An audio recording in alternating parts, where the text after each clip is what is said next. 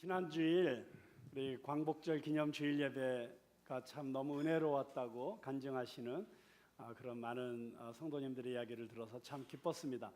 저도 개인적으로 많은 은혜를 경험했고 또 새롭게 제 스스로가 주님 앞에서 다짐하고 결단하는 그런 시간이 되었던 것을 참 하나님께 감사했습니다. 근데 지난주에 우리 김충근 장로님께서 말씀을 전하시기 전에 아주 독특한 단어를 몇 차례 반복해서 쓰셨는데 그게 지난주 한 주간 내내 저의 머릿속에 이렇게 맴돌았어요. 뭐라고 자꾸 말씀하시냐면 너무 이 푸른나무 교회는 이 엘레강트하다고 그래서 그 엘레강트하다는 말을 여러 번 반복하셨어요. 어떻게 보면 컴컴한 지하 2층에서 그리고 모든 것이 너무 갖추어지지 않은 이 어설픈 그리고 여러 가지 면에서 부족한 것이 많은 저희 교회의 이 예배 전체의 흐름과 또 우리 성도들의 모습을 보시면서 그분이 참 엘레강트하게 느끼셨다는 것, 그리고 또 미국으로 떠나시기 전에 저랑 전화 통화를 하시면서 계속해서 말씀하시는 것이 목사님 교회 성도님들이 너무 귀하고 너무 특별하신 분들 같다고, 정말 기대가 많이 된다고, 교회가 크고 작은 것이 문제가 아니라 바로 그런 교회들이 세워지는 것이 얼마나 중요한 일인지 모르겠다고 그렇게 말씀을 하셨어요. 그래서 우선 하나님께서 주시는 격려와 축복의 말씀이라고 생각하고 제가 아멘으로 받았고요. 그러면서 생각했습니다. 왜 그분의 눈에 그렇게 아름답게 보였을까? 한번 이렇게 옆에 있는 분들 보시겠어요? 정말 그렇게 아름답고 우아해 보이시는지 아마 그렇게 보이실 거라고 믿어요. 왜냐하면 하나님 나라의 특징은 하나님의 눈으로 사람들을 보기 때문에, 하나님의 눈으로 서로를 보기 때문에 아름다워 보일 수밖에 없는 것입니다. 그 사람 안에 있는 가장 아름다운 거, 하나님의 형상의 아름다움이 그냥 성령의 감동하심으로 느껴지시는 것이죠. 그래서 성령님이 함께 하시는 예배의 현장에서는 그런 아름다움이 느껴진다. 우리 그래서 오늘 이 자리에 함께 하시고 우리 서로 늘 우리가 서로 우아하게 인사하는 것이지만 다시 한번 이렇게 서로 인사했으면 좋겠어요. 어찌 그리 아름다우십니까? 하고 서로 옆에 분들에게 한번 인사해 보세요.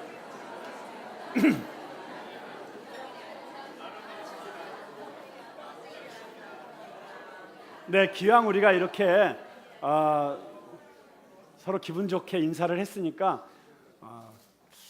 좀 상투적이긴 하지만 우리 한번 이런 고백도 서로 해봤으면 좋겠어요. 특히 부부간의 가족들이 또 가까운 친구들이 함께 옆에 계신 분들에겐 더 특별히 의미가 있는 인사일 것 같아요.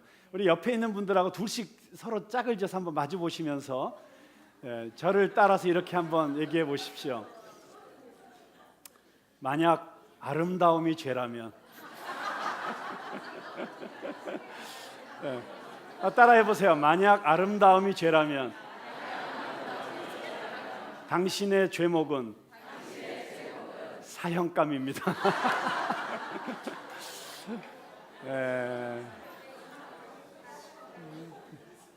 정말 우리가 주일마다 이곳에 모여서 예배드릴 때 그렇게 주님이 주시는 이 놀라운 은혜, 정말 서로 안에 있는 가장 아름다운 모습들을 발견하면서 함께 기뻐하고 함께 사랑을 나누고 서로 섬기는 그런 공동체를 만들어갈 때 저는 저희 교회가 정말 이 시대의 희망이 되고 또 한국 교회의 대안이 되는 그런 교회가 되어갈 줄로 분명히 믿습니다.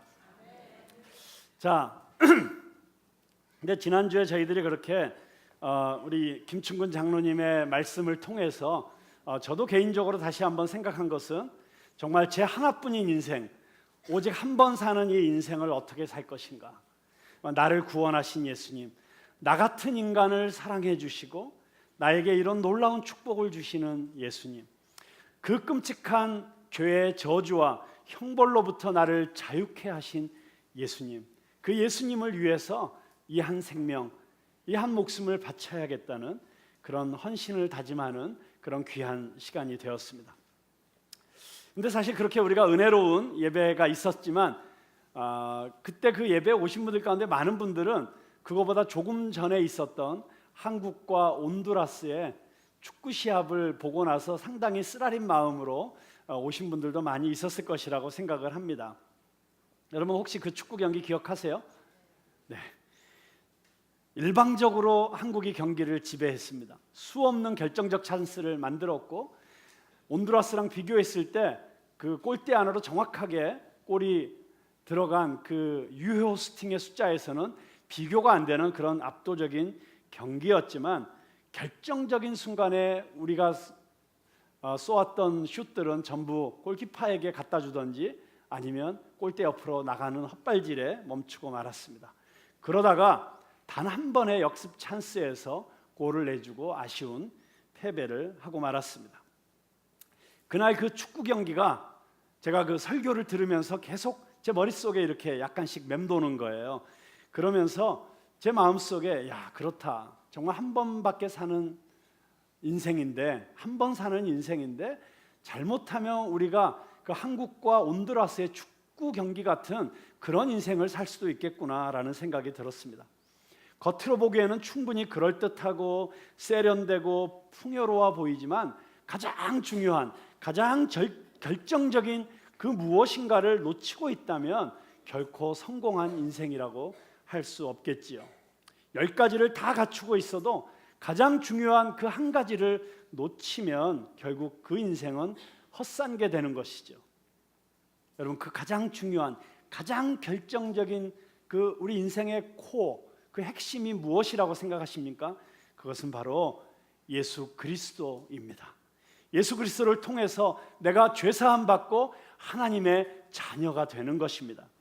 나를 지으신 하나님을 만나고 내가 왜 살아야 되는지, 무엇을 위해서 살아야 되는지 그 인생의 분명한 방향을 알고 정확하게 그 방향으로 달려가고 그 방향으로 슛을 때려야 되는 것입니다. 그런데 문제는 세상에서 가진 게 많으면 많을수록, 내가 누리고 있는 게 많으면 많을수록 헛발질할 가능성이 커진다는 것입니다. 세상에서 돈이 많아진다는 것, 권력이 강해진다는 것, 높은 지위에 올라간다는 것이 가져다주는 공통점이 있습니다. 내가 할 수 있는 일들이 많아진다는 것이죠. 못할 일들이 점점 줄어든다는 것입니다. 그러다 보면 어느새 착각을 하게 됩니다. 내가 못할 게 없는 존재인 것처럼, 내가 원하면 뭐든지 다 할 수 있는 존재인 것처럼 착각하게 됩니다. 그런 상태가 지속되다 보면 누구든지 무서운 함정에 빠지게 됩니다. 교만입니다. 교만에 빠진 상태가 지속되면 자기도 모르게 마음이 방자해져서 엉뚱한 짓들을 하게 됩니다. 전에는 조심하던 것도, 전에는 그래도 눈치 보면서 삼가하던 것도 슬금슬금 건드리게 되고 선을 넘게 되고 즐기게 되고, 그러다가 어느 날 파멸의 덫에 걸려드는 것입니다. 요즘 계속 언론을 뜨겁게 달구고 있는 모 청와대 수석의 이야기라든지 이런저런 스캔들로 낙마하는 고위공직자들의 경우들이 다 그런 함정에 빠진 것 아니겠습니까? 목사들도 마찬가지인 것 같아요. 여러분, 요즘 세상을 시끄럽게 하는 이런저런 문제를 일으키는 목사님들을 보십시오. 가난한 개척교회 목사들이 사고 치는 경우는 거의 없습니다. 물론 사고를 치는데 워낙 신경도 안 써서 잘 몰라서 그런 건지는 모르겠으나 그러나 정말 어렵고 힘들게 목회할 때는 그렇게 사고 칠 여력도 없을 것 같습니다. 그런데 이제 교회가 커지고 재정이 넘쳐나서 풍요롭게 쓰고 싶은 대로 돈을 쓰고 인기가 높아지고 사람들이 몰려오고 그러면 저절로 마음이 높아지고 방심하면서 사단이 생기는 것입니다.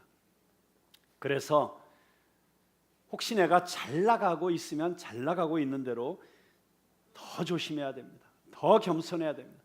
내가 높아지면 높아질수록 더 자세를 낮추고 근신해야 하는 것입니다.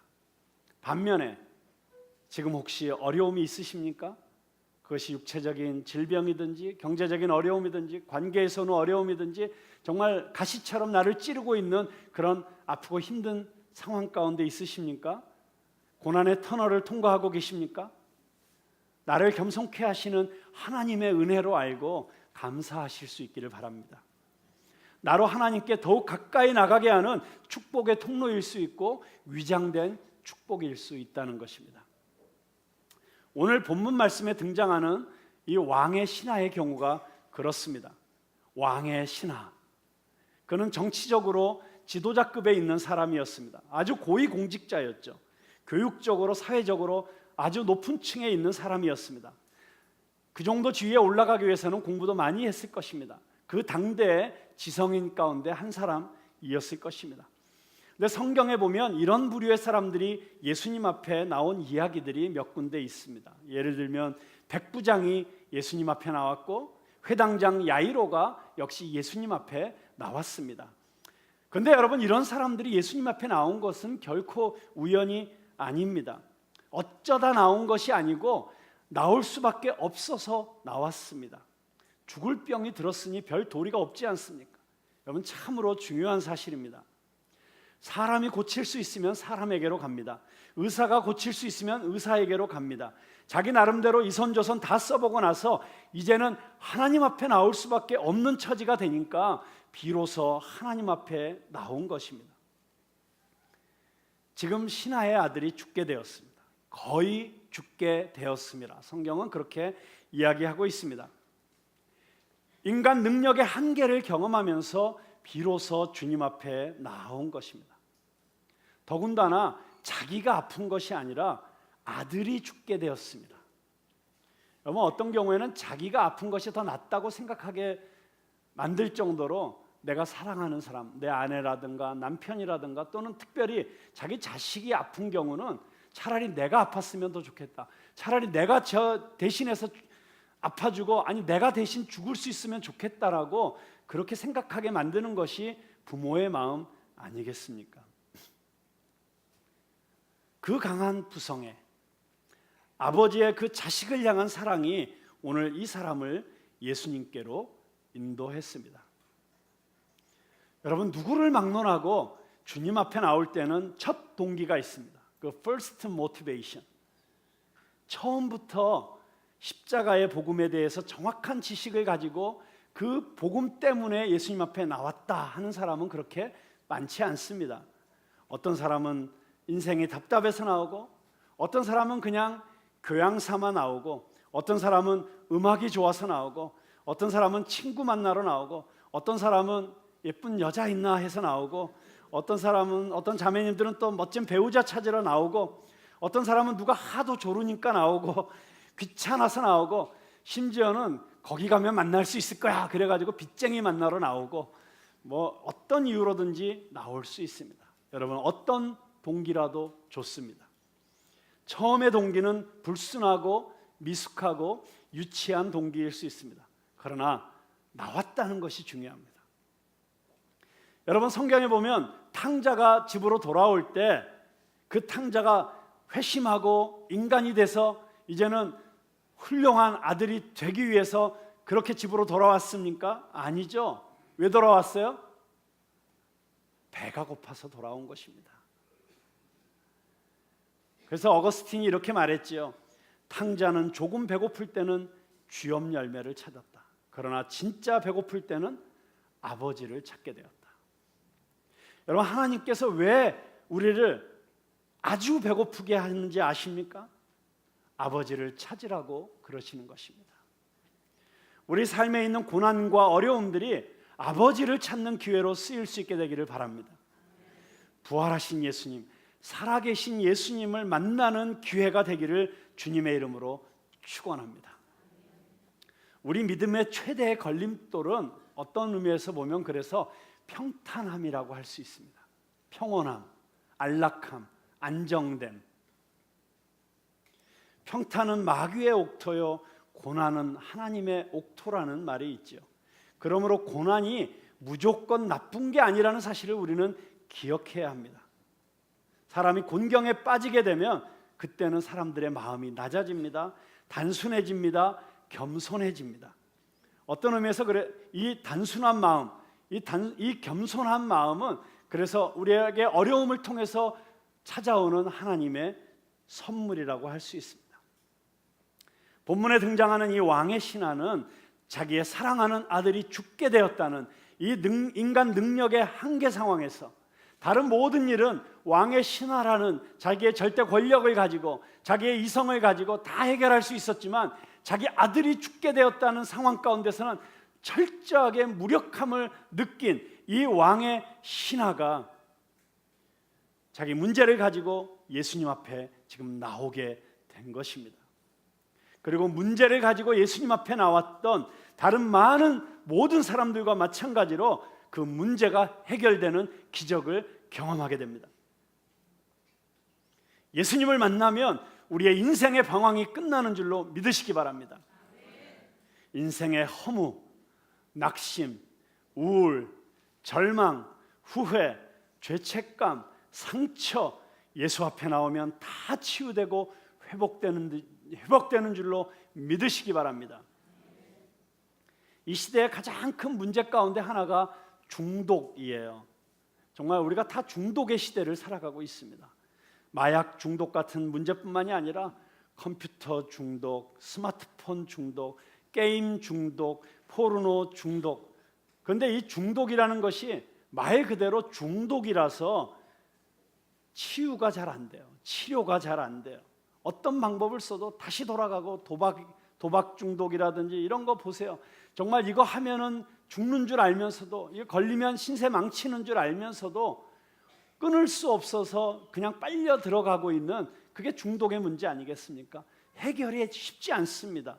근데 여러분, 혹시 인터넷에 들어가시면 춘천 한마음교회라는 교회가 있어요. 그 춘천 한마음교회 게시판이나 또는 그냥 한마음교회 성도 간증 이렇게 쳐서 보면 거기에 수많은 간증들이 올라와 있습니다. 그 간증들의 대부분이 다 이런 심각한 중독 상태에서 세상 어디에 갔어도 해결이 안 됐던 사람들이 이 교회를 통해서 부활하신 예수님을 만나고 그 중독으로부터 완전히 자유케 된 간증들이 수없이 실려 있는 것들을 보게 됩니다.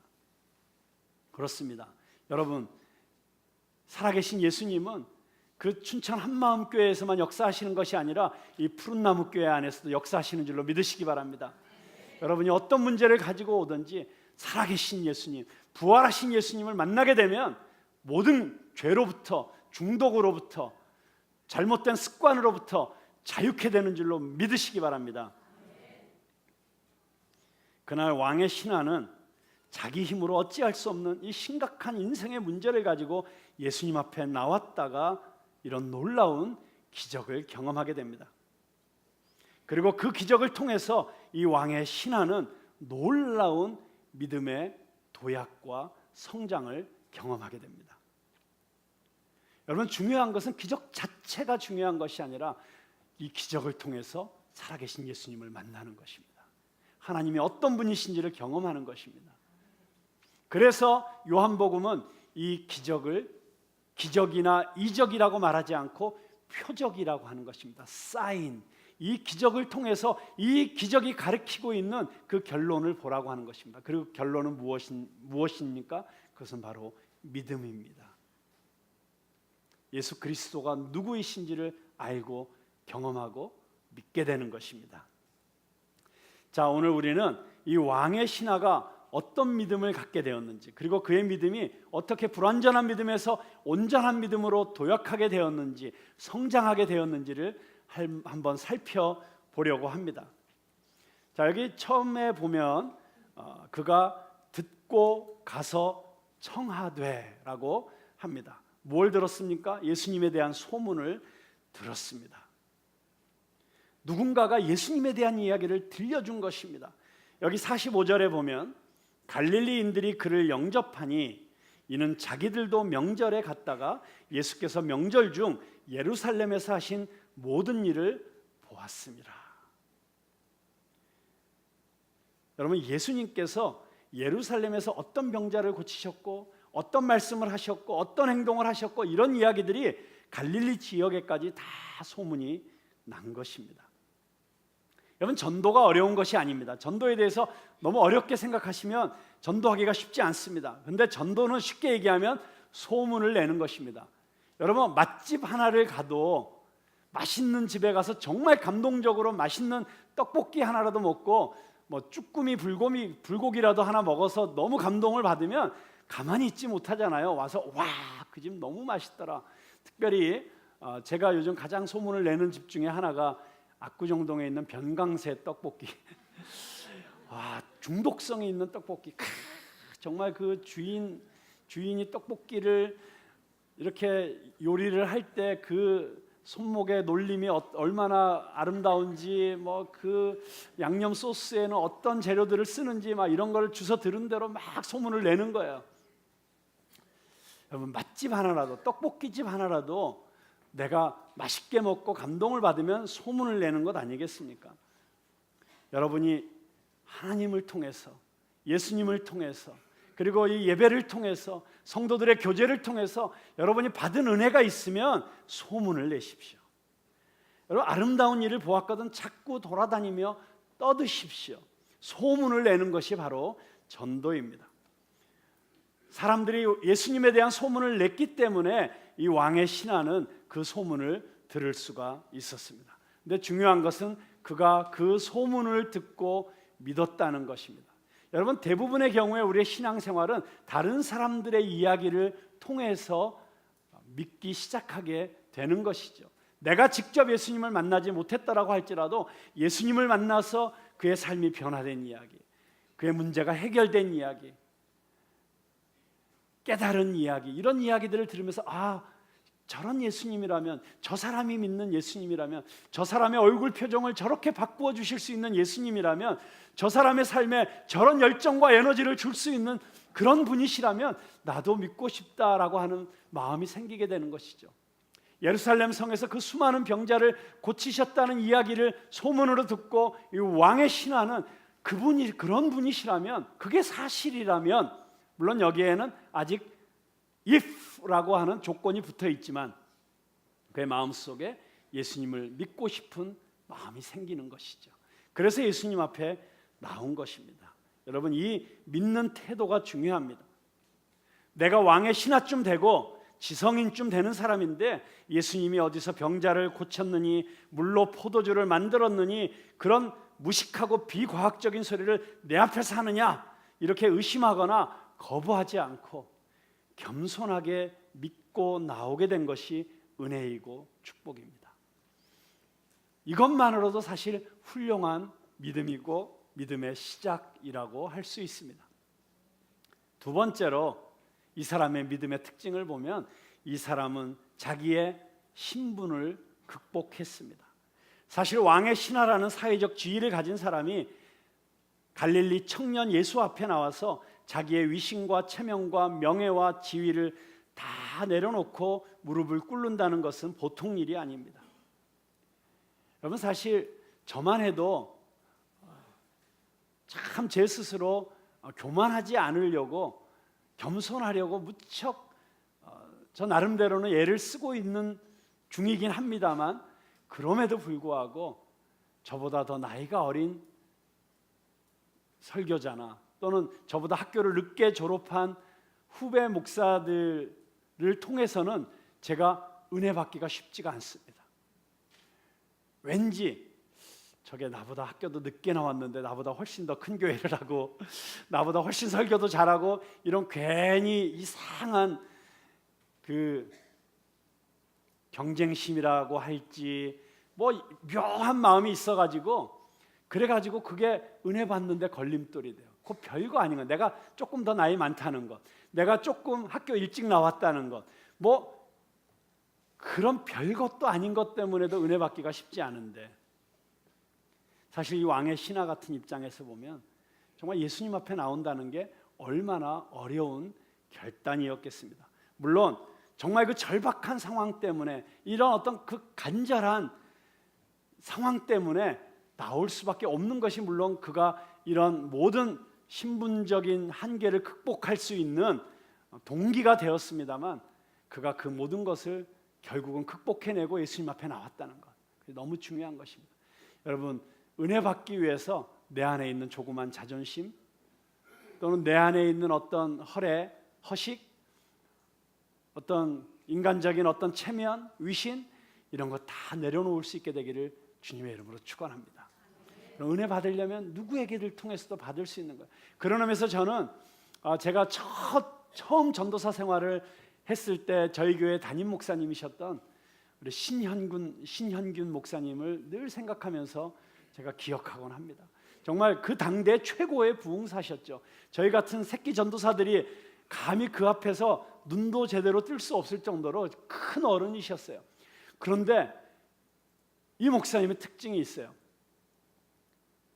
주일 대예배 설교는 거의 목사님이 하셨지만 저녁 예배 설교에는 우리 전도사들도 돌아가면서 설교를 하고 또 외부 강사들도 많이 오셨어요. 그런데 정말 이제 갓 신학교에 입학한 저 같은 햇병아리 전도사가 설교를 하든 누가 설교를 하든 이 목사님의 특징은 맨 앞에 앉으셔가지고 딱 노트 펴시고 필기하시면서 아멘도 제일 크게 하시고 고개도 제일 크게 끄덕거리시고 재밌는 이야기를 하면 제일 크게 웃으시고 그렇게 어린아이처럼 단순하게 은혜를 받으실 수가 없어요.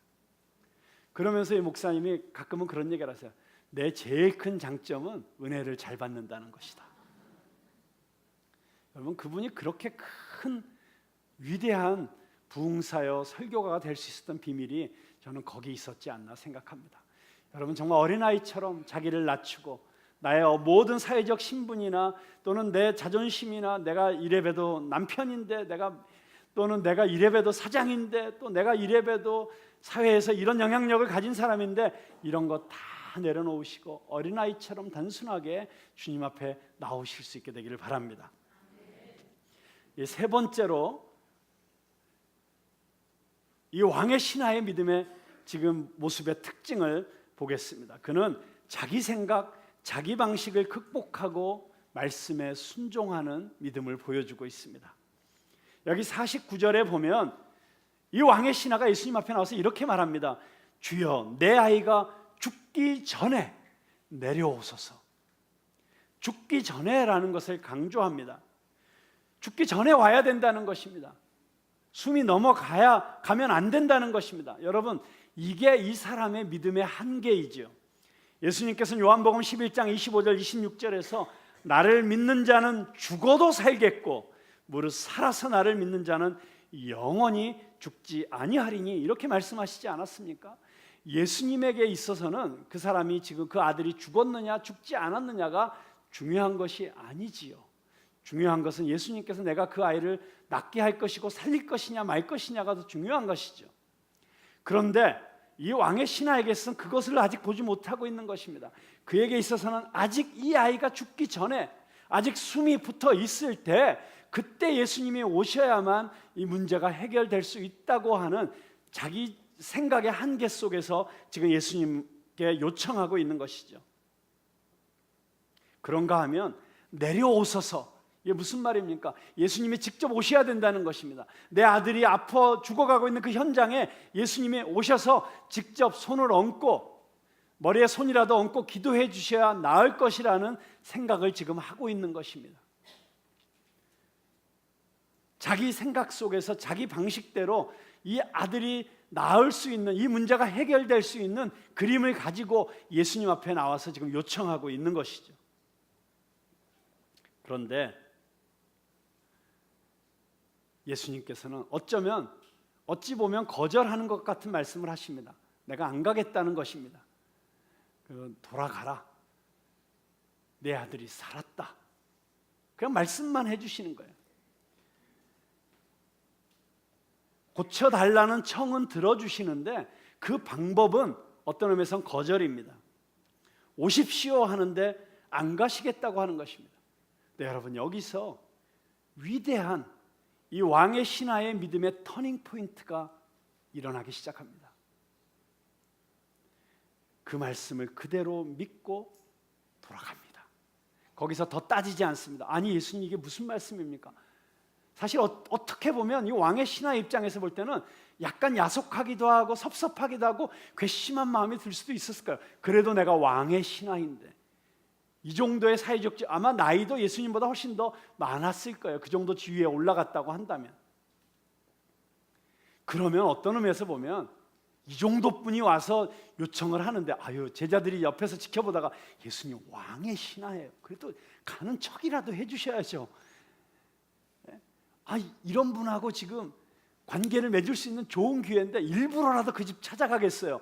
아니 왜 그렇게 차갑게 말씀하시고 그냥 돌려보내시는 겁니까? 막 가룟 유다가 와서 막 이렇게 속삭였을지도 모르겠어요. 그런데 예수님께서는 그냥 가라는 것입니다. 돌려보내는 것입니다. 그런데 이 왕의 신하가 그대로 받아들이고 믿고 돌아갑니다. 여기에 놀라운 믿음의 도약이 일어난 것입니다. 여러분, 이 순간에 그저 믿고 간다는 것이 말로는 쉬워도 쉽지 않습니다. 여러분, 내가 원하는 방법대로 되지 않고 내가 원하는 시간에 이루어지지 않는다고 할 때 여러분은 쉽게 순종할 수 있겠습니까? 우리 인간의 마음은 당장 이 손안에 지워져야 만족하는 것입니다. 그러나 예수님은 내가 생각하는 방법이 아니라 나의 방법대로 한다. 그러니 그냥 가라 라고 말씀하십니다. 어쩌면 이 왕의 신하는 정말 발걸음이 떨어지지 않은 채로, 왜냐하면 해결이 아직 난 게 눈에 보이지 않으니까, 아직 확신할 수가 없으니까, 어쩌면 마지막 희망이라고 생각했던 예수님을 자기 집에 모시고 가야 되는데 지금 모시고 가지 못하고 있으니까 차마 발걸음이 떨어지지 않았을 수도 있었습니다. 그럼에도 불구하고 이 사람은 믿고 갑니다.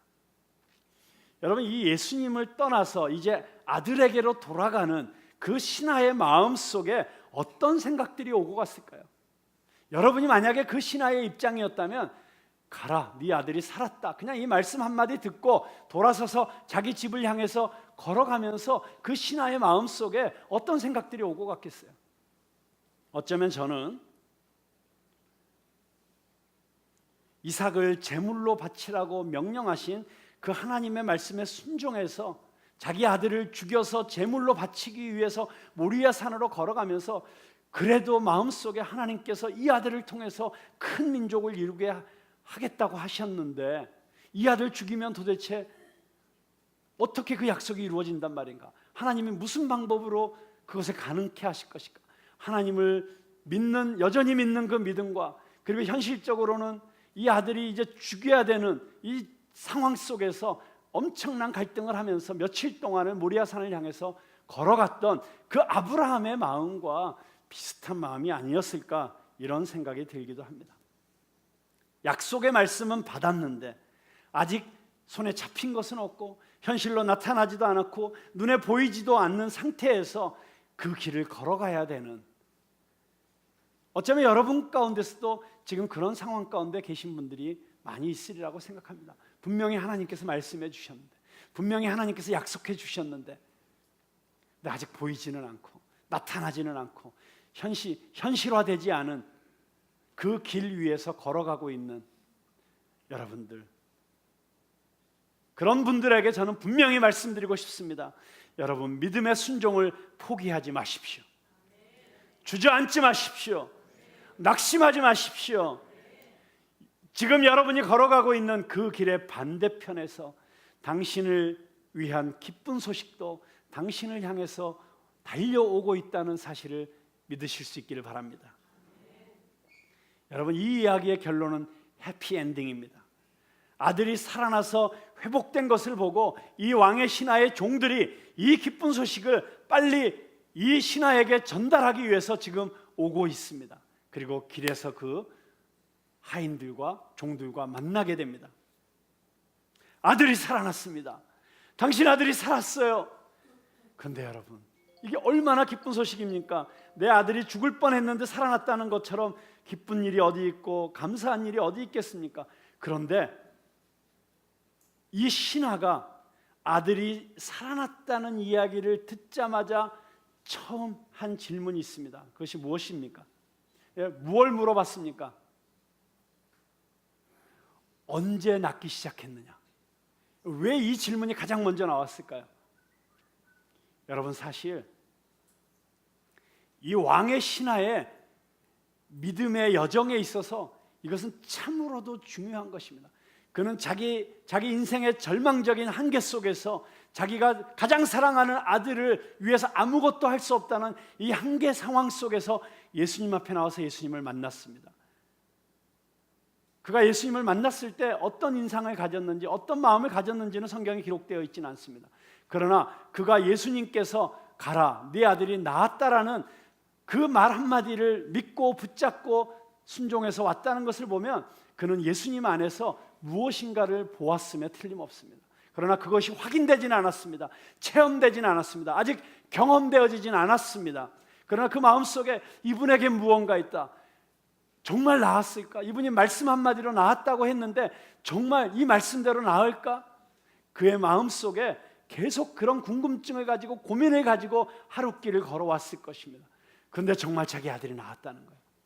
이 아들이 나았다는 사실보다 이 신하에게 있어서 어쩌면 지금 더 중요한 것은 정말 예수님이 말씀 한마디로 낫게 하셨을까? 그분이 그런 분이실까? 만약 그랬다면 그분은 어떤 분이실까? 이것이 너무 중요한 질문이었던 것이죠. 그런데 하인들이 뭐라고 대답합니까? 어제 저녁 7시부터 열이 떨어지기 시작했습니다. 이 왕의 신하가 계산해 보니까 정확하게 예수님께서 내 아들이 나았다, 살았다, 돌아가라 라고 말씀한 바로 그 순간이었어요. 전율, 소름이 끼치는 전율이 그를 감쌌을 것입니다. 정말 그의 머릿속에 벼락이 치는 것 같은 그런 천둥 소리가 들렸을 것입니다. 예수님이 낫게 하셨구나. 그렇다면 이분은 그냥 선지자가 아니다. 그냥 단순히 미라클 워커가 아니고 이분은 바로 하나님이시구나. 인간의 몸을 입고 오신 하나님이시구나. 말씀 한마디로 천지를 창조하셨던 그분이 인간의 몸을 입고 성육하여서 이 땅에 오신 나의 주, 나의 하나님이시구나 라고 하는 고백이 그의 입에서 터져나온 것입니다. 그의 마음속에서 상상할 수 없는, 걷잡을 수 없는 감동. 정말 예수님이 부활하셨다는 사실, 그리고 지금도 살아계시다는 사실을 지금 이 시대에도 깨닫는, 그것을 처음 경험하는 사람들의 마음속에 부딪혀오는 그런 강렬한 임팩트와 같은 그런 쇼크가 이 신하의 마음속에 일어났던 것입니다.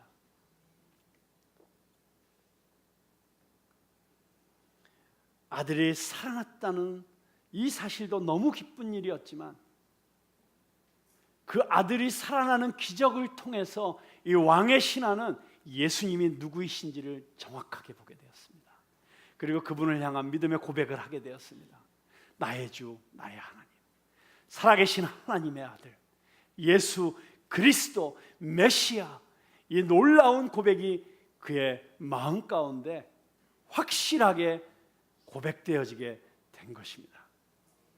여러분, 이것이 기적이 필요한 이유고 우리 믿음 신앙의 체험이 필요한 이유입니다. 여러분, 기적 자체가 중요한 것이 아닙니다. 물론 기적이 일어나면 얼마나 좋겠습니까? 그러나 그 기적이 기적만으로 끝나서는 의미가 없습니다. 그 기적을 통해서 우리가 하나님을 경험하는 것이 더 중요한 것입니다. 불신앙이 신앙이 되고 불완전한 믿음이 이제 온전한 믿음, 체험적인 신앙, 확신하는 신앙으로 바뀌게 되었습니다. 자, 이제 왕의 신하는 소문 듣고 믿는 그 믿음에서 이제는 내가 직접 체험하고 깨달은 믿음으로 바뀌게 되었습니다. 마치 욥이 그 길고 힘들었던 고난의 시간을 통과하고 나서 마침내 하나님을 직접 대면하여 경험하게 되었을 때, 전에는 내가 하나님에 대해서 말로만 들었지만 이제는 내가 눈으로 직접 배움나이다. 여러분, 이것을 종교학자들은 소위 말해서 세컨 핸드 릴리지온에서 퍼스트 핸드 릴리지온으로 바뀌는 그런 엄청난 대전환이라고 이야기하는 바로 그런 경험인 것입니다. 세컨 핸드로 다른 사람들을 통해서 소문으로 듣고 믿는 믿음에서 이제는 내가 직접 하나님을 경험하고 깨닫고 체험하는 믿음. 여러분, 이 믿음이 우리에게 있어야 됩니다. 여러분, 이 믿음이 있어야 우리가 진정 그리스도인으로서 능력 있는 삶을 살게 되고 살아 역사하는 그런 믿음의 삶을 살게 되는 것입니다. 여러분, 이 왕의 신하의 믿음이 극적으로 이제 바뀌게 되었어요. 이 세컨 핸드 릴리지온에서 퍼스트 핸드 릴리지온으로 바뀌게 되었어요. 정말 소문으로 듣던 하나님에서 내가 직접 만나고 경험한 하나님으로 바뀌게 되었어요. 여러분, 그런 변화가 일어나자 그 다음에 어떤 사건이 나타납니까? 성경은 이렇게 얘기하고 있죠. 그와 그의 온 집안이 믿으니라. 이제는 그 왕의 신하가 혼자 예수님을 믿었을 뿐만 아니라 왕의 신하의 온 집안이, 여기서 온 집안이라는 것은 자기의 직계 자손들뿐만이 아니라 그 집안에서 거느리고 있던 모든 하인들, 식솔들까지 다 믿었다는 뜻이, 온 집안이. 왜 이런 일이 일어났습니까? 어떻게 이런 일이 일어났습니까? 왕의 신하가 예수님을 체험했기 때문입니다. 그 놀라운 깨달음이 그의 삶을 완전히 바꿔놓았기 때문입니다. 여러분, 그렇기 때문에 이 왕의 신하가 한마디 한마디 하는 것에는 엄청난 파워가 있을 수밖에 없습니다. 여러분, 어떤 의미에서 왜 우리의 전도가 그렇게 무능력합니까? 왜 우리의 전도에 그렇게 확신이 없습니까? 내가 이 살아계신 예수님을 통해서 내가 직접 기적을 경험하고 내가 직접 그 살아계신 예수님을 체험하고 내가 직접 변화되는 이런 살아있는 역사가, 살아있는 체험이 내 안에 없기 때문이 아니겠습니까? 여러분, 이 예수님을 여러분 직접 만나시게 되기를 주님의 이름으로 축원합니다. 이 주님이 지금도 살아계시다는 것을 지금도 경험하고 체험할 수 있게 되기를 간절히 소망합니다. 이제 말씀을 마치고자 합니다. 여러분, 문제는 믿음입니다. 기적을 가능케 하는 믿음. 이런 온전한 믿음에 이르기 위해서는 내 선입관, 내 방식, 내 경험, 내 지식, 내 고집을 내려놓아야 합니다. 단순함과 겸손함을 가지고 말씀 앞에 서야 합니다. 간절함을 가지고 주님 앞에 나아가야 합니다. 그리고 지금 눈앞에서 아무 일도 일어나지 않아도 약속의 말씀을 붙잡고 나아가야 합니다. 히브리서 11장 1절의 말씀, 믿음은 바라는 것들의 실상이요 보이지 않는 것들의 증거니, 이 눈에 아무 증거 아니 보여도 믿음만을 가지고서 늘 걸어가는 저와 여러분 될 수 있게 되기를, 그래서 마침내 믿음으로 승리하는 저와 여러분이 되고, 우리가 경험한 예수님, 나를 변화시킨 예수님, 나를 자유케 하신 예수님, 그 예수님을 우리가 확신을 가지고 증거할 때 아직 이 예수님을 만나지 못한 수많은 우리의 이웃들에게, 우리의 가족들에게 이 복음을 전하는 저와 여러분 다 될 수 있게 되기를 주님의 이름으로 축원합니다.